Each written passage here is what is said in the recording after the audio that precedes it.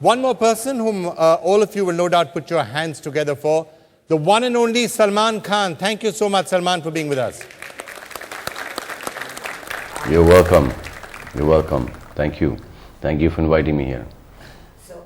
Salman, actors काफ़ी बार hero का role करते हैं, पर आपने पहली बार भी एक बार कहा था कि जो असल में कैंसर से लड़ते हैं और कैंसर से जीतते हैं वही असली हीरो हैं. All of us, we are like real life heroes. Obviously there is a quality off screen as well के जो लोगों को अच्छी लगती है, इसलिए लोग हमको फिल्मों में कास्ट करते हैं और फिर वहाँ से कुछ 50-60 लोग और आ जाते हैं और हमको जो हम दरअसल रियल लाइफ में है नहीं वो हमको बड़ा चढ़ा के दिखाते हैं और लोगों को वो क्वालिटी जो एक लार्जर देन लाइफ इमेज है वो बहुत अच्छी लगती है. ये जो बच्चे हैं जो जिनको बीमारी होती है, जैसे कैंसर है, बहुत सारे बच्चे हैं जिनका कुछ लेना देना नहीं किसी चीज़ से, उनको एड्स हो गया है और छोटे छोटे बच्चे ना उन्होंने गुटखा खाया ना उन्होंने सिगरेट पी है, वो उनको कैंसर हो गया है. वो बच्चे वो फाइट कर जाते हैं लाइफ से और कैंसर जैसी बीमारी को वो बीट कर जाते हैं. अगर कैंसर एक जल्दी डिटेक्ट हो जाता है, ये बच्चे उस कैंसर को अपने शरीर से लात मार के भगा देते हैं, मतलब भागो सर यहाँ से, ये हमारी बॉडी है, you have got no right to be in my body without my permission. And they just kick that bloody cancer out और भगा देते हैं कैंसर को. अब हम कभी सोनू सूद से लड़ लेते हैं, हम कभी प्रकाश राज से लड़ लेते हैं. ये दुनिया के सबसे बड़े विलन से लड़ते हैं, मौत से लड़ते हैं और मौत को मात दे देते हैं ये. सो ऑब्वियसली ये जो बच्चे हैं, और ऊपर वाला ये जानता है कि मैं इनको दे रहा हूं क्योंकि ये they will be able to overcome it and they will survive. इनमें एक जुनून ऐसा होता है, इनमें एक ऐसी एनर्जी होती है. जब हम लोग जाते हैं मिलने को उनसे, ये जब आते हैं हमसे मिलने के लिए, बीमार वो हैं लेकिन उनके चेहरे पर खुशी है, सेटिस्फैक्शन है. ऐसा लगता है कि जब हम उनको देखते हैं ऐसा लगता है हम बीमार हैं, ये बीमारी नहीं है यार ये. और ऐसे केसेस आए हमारे पास जो कि बोलते हैं कि बस लास्ट स्टेज, और उनके चेहरे पर कोई शिकन नहीं है. तो ऑब्वियसली ये जो हैं, ये जो बच्चे हैं जो हैं, these are the real heroes. इन सब के लिए तालियां. सलमान, एक जो बहुत ताज्जुब की बात है, मुझे यकीन ही नहीं हुआ कि कैंसर सर्वाइवर्स को भी स्टिग्मा फेस करना पड़ता है. लोग एक तरह से उनसे अलग रखते हैं कि भाई इनको कैंसर हो गया था. ये एक समझ कभी मुझे नहीं आया कि ऐसा क्यों हो सकता है. आपने इतने सारे कॉजेज़ के लिए अपनी आवाज़ उठाई है. कैंसर पेशेंट्स के खिलाफ जो डिस्क्रिमिनेशन कई बार होता है, इसके बारे में आप क्या मैसेज देना चाहेंगे लोगों को? थोड़ी सी कॉमन सेंस की कमी है हम लोगों में, थोड़ा सा एक अवेयरनेस की कमी है हम लोगों में. एक तो वैसे बेचारा बच्चा परेशान है कैंसर से, उसके परिवार वाले, उसके डॉक्टर्स, जितने भी लोग हैं जो कि करीब हैं उससे, जो कि देखना चाहते हैं कि ये सरवाइव कर जाए, इसकी हेल्प करें. एक तो पूरा ख़ानदान, जब एक बच्चे को कैंसर हो जाता है, एक बच्चा बीमार हो जाता है घर के अंदर, तो पूरा घर ही बीमार हो जाता है. उसके ऊपर ये जो बेवकूफ़ लोग हैं जिनको ऐसा लगता है कि ये अछूत की बीमारी है, ये छूने से हमको भी हो जाएगा, इससे बड़े बेवकूफ़ तो इस दुनिया में हो ही नहीं सकता कोई. आई थिंक जाहिल एक नंबर के. अभी हमारे there's a dog of mine, Saint. In fact, यहाँ पे जो हम कौन सा सेंट है, सेंट बर्नार्ड है, अभी पता चला कि उसको एक ट्यूमर हो गया था उसके पेट में, 3.5 किलो का ट्यूमर हो गया था। तो डिटेक्ट हो गया, उसको निकाल दिया, उसके साथ एक किडनी भी चली गई। अब वो 2 हफ्ते पहले बाहर निकले हैं हॉस्पिटल से, ही इज नॉर्मल। बट ना कभी चू ना कुछ, नो रिएक्शन होनी। हम लोग को जुकाम हो जाता है या एसी नहीं चलता है या गाड़ी लेट आ जाती, वी मेक सच अ हंगामा अबाउट इट। ये बेचारे बच्चे going through so much of pain और दे जस्ट के पता भी नहीं चलता कि बीमार है। Right, Salman, but just stay on with us. I want to get some quick reactions to that.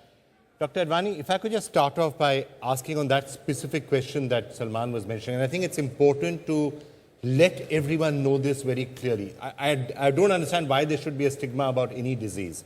But when it comes to cancer, it's not even a communicable disease. It cannot be spread in this manner. Maybe you could just shed some medical light on this. I think the attitude of the society towards the cancer patient is based on the old memories. 50 years ago, the cancer had no treatment, particularly in children. Today, the world has changed. The treatment has changed. It's a revolution. Today, in US, 80% of the children, they achieve total cure, total and permanent cure, and they are part of the life over there. But unfortunately, that's not the case in India for children. The survival rates for children in India is much less. surprisingly low, disappointingly low, and it's one of the tragedies that so many children who get cancer, who could have been cured, in the US, as you said, it's 80% get cured. In India, that's not the case. I think Shashank is an exception. Yes, that's right. No, of course. In India also, about 40% get cured, 40 to 50%. Today, the data is very clear that childhood cancer is one of the most curable disease, even in India. So, India also, you will find many patients who are cured. Wherever I go, I always find somebody says, you have treated me 20 years ago and here I am. And they are very big people. So, the transformation has occurred, but its recognition by the society is still yet to come. And I think as the time goes by, people will understand that how these people are living a normal life. And I know a large number of my patients who have conquered the cancers, they are living a normal life, they have got married, they have children. So I think it's a rapid transformation which we can see today. So in children in particular, you're saying it can be cured, and if you take the US example, 4 out of 5 can be cured. Let's just turn to Shashank's case. Shashank's 7 years old, had lymphoblastic lymphoma when he was just 3.5 years old. Santosh ji, आप इनकी कहानी सुनाना चाहेंगे? हाँ, क्या हुआ था इनके साथ? इनके साथ शुरू में सर जो है ना लेफ्ट साइड में मिडिल फिंगर में पेन हुआ और फिर पैर में पेन हुआ, फिर उसके बाद शोल्डर में सूजन आई, फिर स्पॉट आया तो मैं ले गया चाइल्ड स्पेशलिस्ट को दिखाता था, पहले हमारे यहाँ था, तो वो भी जो है टेस्ट में नहीं समझ पाए तो वो सीधा पहले गंगाराम रेफ़र किए। तो जिसका ट्रीटमेंट करे डॉक्टर SP यादव पहले वहाँ थे, फिर उन्होंने बताया कि ऐसा ऐसा है कहानी, कैंसर, इनको ब्लड कैंसर हो चुका है। हमने तो थोड़ा घबराया क्योंकि छोटा बच्चा था उस टाइम, लगभग 3.5 पौने 4 साल का, 2011 सितंबर 2011 से इनको ल्यूकेमिया बताए वो। फिर मैंने तुरंत ट्रीटमेंट शुरू करवाया इनका, लेकिन जो है वो लगभग 2 साल से ऊपर चला। लास्ट इसका मेंटेनेंस जनवरी 2014 में था, लेकिन ये लैप्स कर गया। उसमें लैप्स होने के बाद फिर सर से वो जब तक तो 40 पहुँच चुके थे मई में ही, तो मैं कॉल आया उनका, तो मैं उन्हीं के साथ फिर 40 इलाज करवाने लगा इनका। फिर जो है सर से फिर डिस्कस भी थोड़ा सा, तब घबराहट तो हुआ, फिर लैप्स करने के बाद थोड़ा फिर उन्होंने हमें हिम्मत दिया कि भाई तो कुछ फिर और शशांक ने इस बहादुरी से लड़ता रहा। हाँ, इससे तो मतलब ऐसा ये हो गया कि जब ये गंगाराम में भी CBC वगैरह करवाता था, रोता नहीं है, अब भी रोता नहीं है ये। अगर ये कीमोपॉट लगा हुआ है, अभी कीमोपोर्ट फ्लशिंग करवा के आया, रोता नहीं है। ये बात है। अब शशांक कुछ कहना चाहोगे हमें? बोलो बेटे, कैसे करवाता है बताओ। It's okay. He's बोलो। Dr. Advani, the prognosis in children, there are different types of cancers that children get, of course, to those That's that right. adults get. There I are think a lot of leukemias and other ones. Lymphomas. But the prognosis for him is good. I think he has got the lymphoma, and lymphoma in children, we call it lymphoblastic lymphoma, is the most curable disease. 80 to 90% will get cured with a proper treatment. And I think this is one of the best condition where we expect cure. And therefore we do everything in our hand to make sure that they go through the proper treatment and achieve the cure. Vikram, I think one which is very important that we must talk about is the question of when you get detected.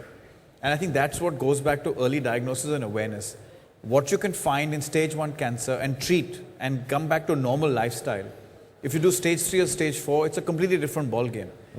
So not only do we have to talk about how curable it is, but how early stage we can catch it. Because one of the problems, as Dr. Advani was saying, that the intent and the attitude in India is about don't go to a hospital, don't do diagnosis because you'll find out something that you'll die. And as a result, you actually come very late stage and then you have no choice but death is on your door. So I think we have to Catch it understand. early. If you catch it early, it's you have curable. chances of survival are much higher. Totally right, but I think the fact is because people don't have a habit of doing preventive health checks, don't have a habit of doing regular blood tests, you are actually not checking yourselves of what could be wrong or what may be wrong. And I think if you go to your doctor, they will very clearly tell you, look, if you're below 20 or up to 30 or 40 or 50, these are the tests for a man and a woman that you should be having. And therefore screening becomes extremely important because what you can do in terms of treatment of cancer and diagnosis today is a lot more advanced than it was 20 years ago. 20 years ago, when Chvindra and I found out our father had cancer, we had to travel around the world to get him treated. But today, the treatment levels are so much more advanced, the success rates are so much higher, and all of that is possible and doable here. Right in But India. the challenge is we don't have enough companies and hospitals providing this kind of care. So the challenge becomes accessibility, it becomes correct diagnosis, timeliness of diagnosis, and then eventually treatment and cost of treatment. So the later you diagnose, the more advanced it gets, the more costly it gets, and the higher of risk of life that you have in terms of success. Before I come back to Salman on that, Santosh ji जो खर्चे की बात थी, वो बहुत बड़ी समस्या है कि कैंसर के इलाज में जितना खर्चा होता है, ज़्यादातर लोगों के लिए वो बहुत मुश्किल हो जाता है। मैं तो सेकंड राउंड में तो हाथ खड़ा कर दिया था। मैं तो डॉक्टर से भी बोल दिया था, डॉक्टर ऐसे मैं नहीं करा पाऊंगा। फिर उन्होंने हिम्मत दिया, फिर बोला कि ऐसा है जो फोर्टिस फाउंडेशन है हमारा, मैं उनसे बात करता हूँ, कुछ आपको हेल्प मिलेंगे। तो हमें फोर्टिस फाउंडेशन हेल्प दिया, इसके लिए मैं उसका शुक्रगुजार हूँ। प्रत्येक जो है एडमिशन में 35,000 प्रत्येक एडमिशन में हमें मिला इसमें। Okay, right. सलमान, जो खर्चे की बात होती है, आप इतने सारे चैरिटेबल इंस्टीट्यूशंस के साथ जुड़े हैं, आपको इन लोगों के बीच क्या सीख मिली है? एक्सपीरियंसेस बहुत हैं। हम काफ़ी हार्ट ऑपरेशंस करते हैं, पीडियाट्रिक हार्ट ऑपरेशंस करते हैं, और फिर काफ़ी हम आई सर्जरीज वगैरह, कैटरैक्ट वगैरह करते हैं। फिर हमारे चैरिटेबल ट्रस्ट की ये खूबी है कि हम फोकस नहीं हैं कि सिर्फ यही करेंगे या सिर्फ बच्चों का देखभाल करेंगे, क्योंकि अगर बच्चे ठीक हैं, अगर उनके माँ बाप की तबीयत ख़राब है, माँ बाप ही नहीं रहने वाले हैं, तो फिर बच्चों का क्या होगा। सो हम थोड़े से अलग ट्रैक पर हैं। करना तो हम बहुत चाहते हैं, लेकिन इतना हो नहीं पाता। वी अंडरस्टैंड, मुझे ये बात 100% पता है कि मैं हर एक आदमी के लिविंग रूम में हूँ, बेडरूम के अंदर हूँ और उनके दिल के अंदर हूँ। तो जब वो मेरे पास आते हैं अपने बच्चों का या खुद का इलाज कराने के लिए, और हम कोशिश करते हैं कि हम उनका करें, लेकिन हमेशा एक ही चीज़ होती है कि फ़ंड्स की कमी होती है, क्योंकि डोनेशन को ज़्यादा आते नहीं हैं। इनको ऐसा लगता है कि बहुत सारे पैसे कमा रहे हैं तो इनको क्या ज़रूरत है। So we are trying our best and that is the reason.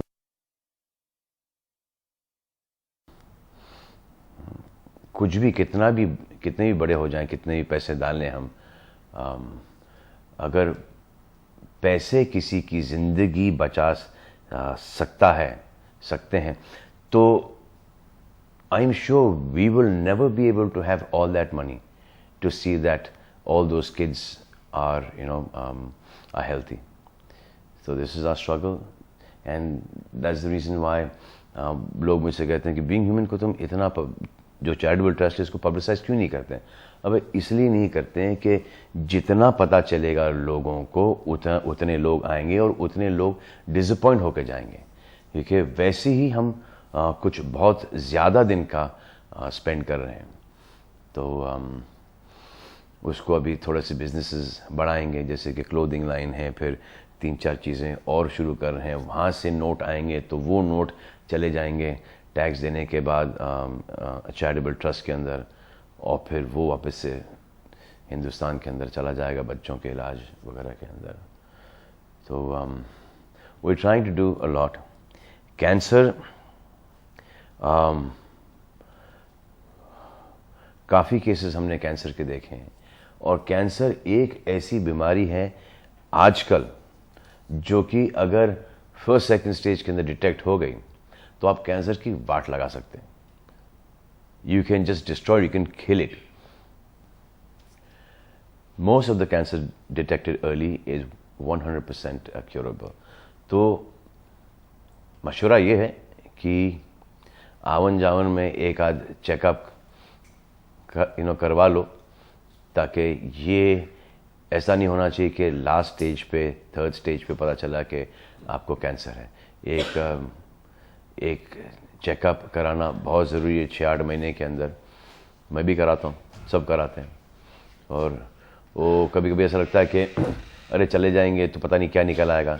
जितने जल्दी निकल आया, जितने जल्दी आपको पता चला कि अरे यार ये है, उतने जल्दी उतना आसानी से आपका इलाज हो जाता है। मुझे पता है कि बहुत सारे लोगों के अंदर ये फियर्स होते हैं कि हम चले जाएं, पता नहीं क्या निकल आएगा यार। वो हॉस्पिटल जाते हैं, चेकअप में कुछ ना कुछ तो आ ही जाता है, निकाल ही देते हैं। लेकिन बेटर ये है कि पहले जाके देखो कि क्या है। नहीं है ठीक ठाक हो, घर पर छोटी मोटी प्रॉब्लम तो होती रहेंगी, तो सबके होती हैं।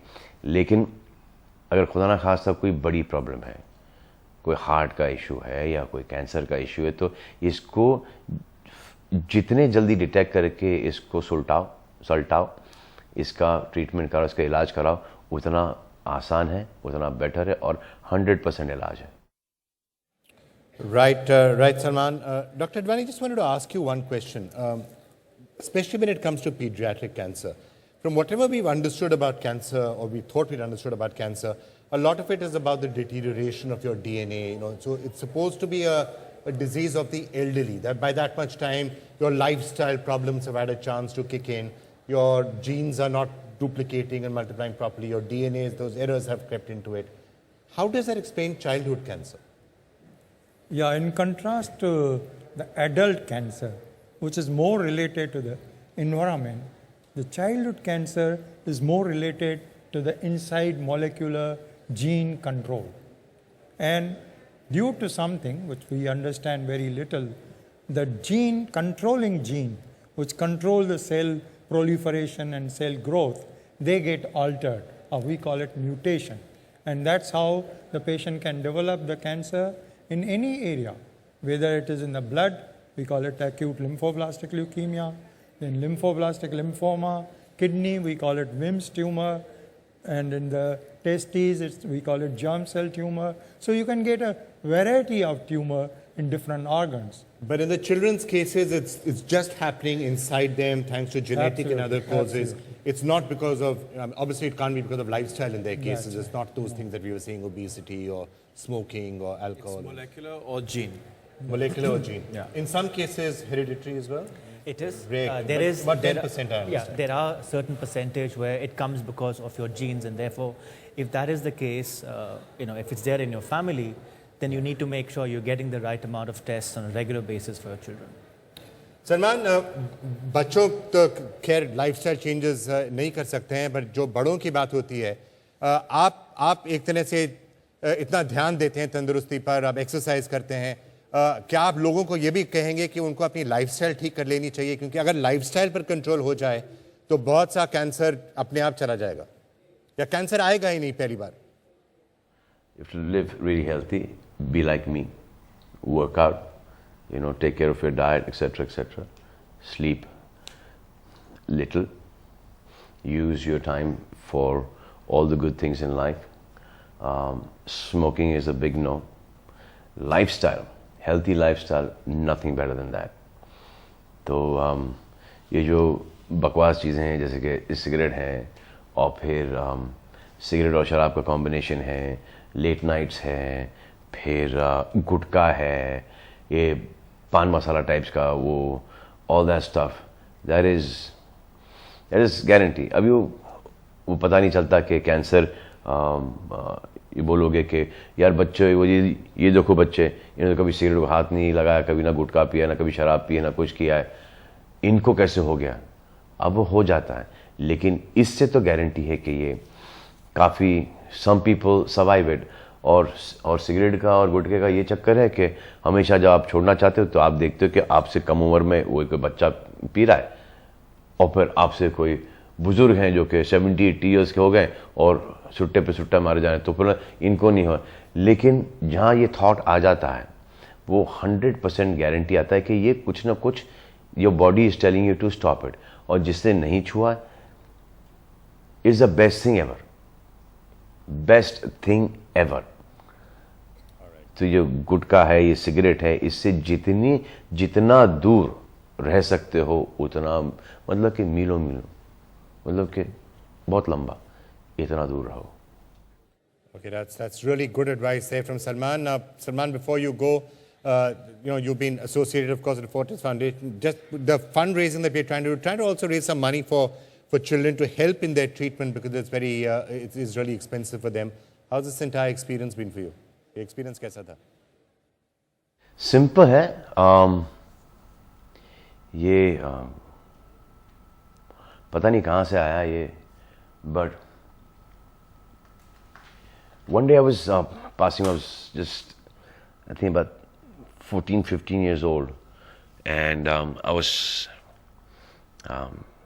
passing by this one road, and I saw this one guy fall on the ground and no one's picking him up.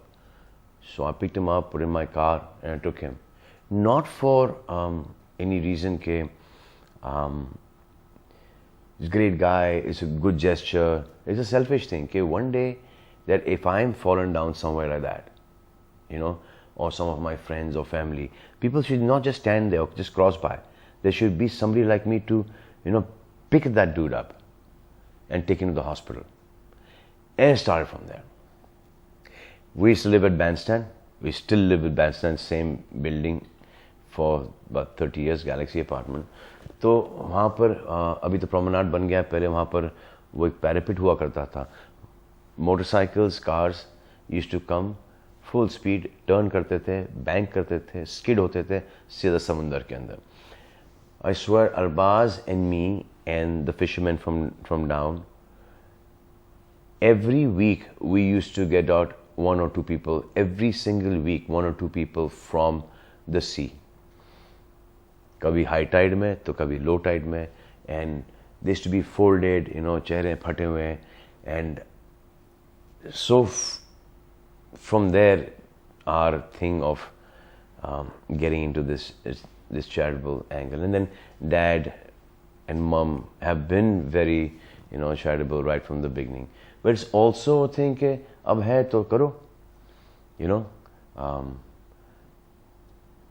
if tomorrow we need it, we should have someone like us to to help us out with whatever we need. So we're trying. It's not some great guy thing or whatever.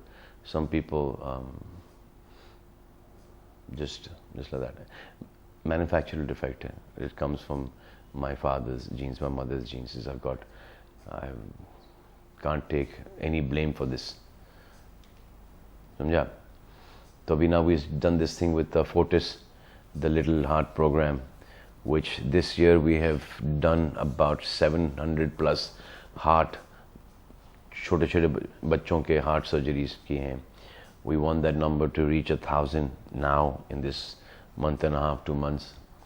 And next year we'll try and increase it as much as we can. All right.